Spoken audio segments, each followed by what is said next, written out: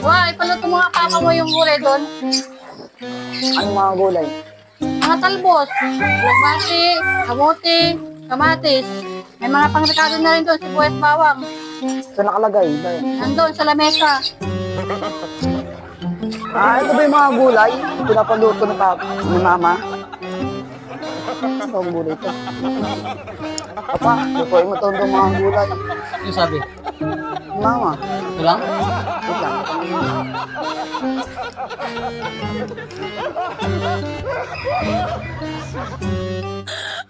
Ito din daw, mga Ricardo. Ay, isang gulay.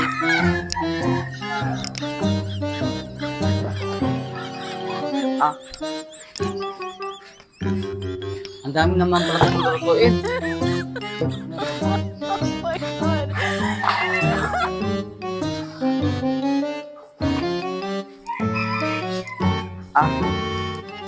Lutuin daw lahat to? oo.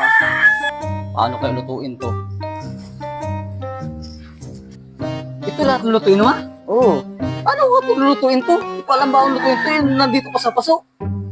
Pwede naman daw pitasin. Ano ba yan? Hindi pa ako nakapagluto ng ganito, nasa paso. Ang hirap nito magluluto ng gulay. Hindi ko alam kung paano lutuin to, nakapaso. First time ko pang magluto ng gulay, nakapaso pala itong gulay pala.